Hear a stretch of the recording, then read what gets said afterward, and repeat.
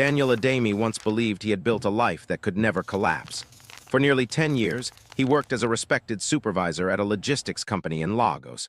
His income paid the rent, kept food on the table, and allowed his wife, Vanessa, to live comfortably.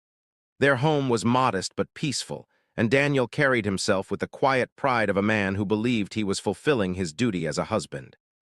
But everything changed one afternoon when his manager called him into the office and handed him a termination letter. The company was downsizing, and Daniel's position was one of those being cut. Just like that, the stability he had worked years to build disappeared. At first, Vanessa tried to appear supportive, but the tension slowly grew. Within weeks, the balance in their marriage shifted. Vanessa began paying the bills with her own salary, and every payment seemed to remind Daniel of his failure. Her words became sharper and her patience thinner. The man she once admired now felt like a burden in his own home. One morning, she handed him money to buy groceries and warned him sternly not to lose it. Daniel quietly nodded, feeling the sting of humiliation. As he stepped out of the house, he avoided the busy streets where neighbors might ask questions. Deep inside, he wondered how long a man could endure losing both his dignity and the respect of the person he loved. Walking through a quiet road far from the noisy markets, Daniel noticed an old woman sitting beside the roadside. Her clothes were worn and her hands trembled as she asked passers-by for food. Most people ignored her and continued walking, but Daniel slowed down when their eyes met. The woman introduced herself softly as Mama Ireti. Her voice carried exhaustion, but there was something strangely calm about her presence. Daniel remembered Vanessa's warning about the money in his pocket, yet the sight of the hungry woman stirred something deep in his heart. After a brief hesitation, he handed her the money meant for groceries. It was the only note he had. Mama Ireti studied Daniel carefully as if she could see the struggles written across his face. She thanked him with unusual warmth and whispered that kindness had a way of returning to those who gave it freely. Daniel smiled weakly and continued on his way, unsure whether he had just made the biggest mistake of his life. When he returned home empty-handed, Vanessa's anger exploded exactly as he feared. She accused him of irresponsibility and insulted him without mercy. 2 days later, after another exhausting day of job hunting, Daniel returned home only to find Vanessa sitting comfortably with his close friend Victor. The truth became painfully clear when Vanessa ordered him to pack his things and leave. Within minutes, Daniel found himself standing outside the house he once called home. Homeless and emotionally shattered, Daniel wandered through the city streets as night approached. His mind replayed the betrayal again and again until he felt numb. As he sat on a bench near a quiet bus stop, he heard a familiar voice call his name. It was Mama Ireti again. She seemed neither surprised nor concerned about finding him there, as if she had expected it all along.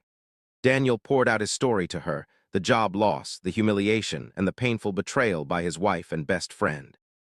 The old woman listened silently, nodding occasionally as though she already knew how the story would end. When Daniel finished speaking, Mama Ireti pulled out a small piece of paper and handed it to him. On it were several numbers written carefully in ink. She told him to use those numbers to play the national lottery the next day. Daniel stared at the paper in disbelief, unsure whether to laugh or cry, yet there was something strangely convincing about the old woman's calm confidence. Before leaving, she gave him one final warning. If fortune ever found him, he must learn to trust his instincts and guard his blessings carefully. The next day, Daniel bought the ticket, not expecting much. But when the results were announced, his heart nearly stopped. Against all odds, the numbers matched perfectly. Daniel had just won a life-changing jackpot. Within a few weeks, Daniel's life transformed completely. The lottery winnings allowed him to invest wisely and start a small logistics company of his own. The same city that once ignored him now seemed to welcome him with open arms. His confidence slowly returned, and people began treating him with respect again. But success also brought unexpected visitors.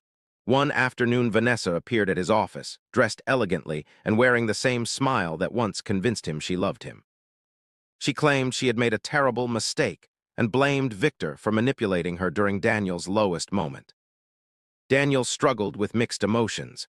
Part of him wanted to believe that Vanessa was sincere, while another part remembered the pain of being thrown out of his own home. Over time, however, Vanessa's persistent apologies softened his heart. She convinced him they could rebuild what they had lost.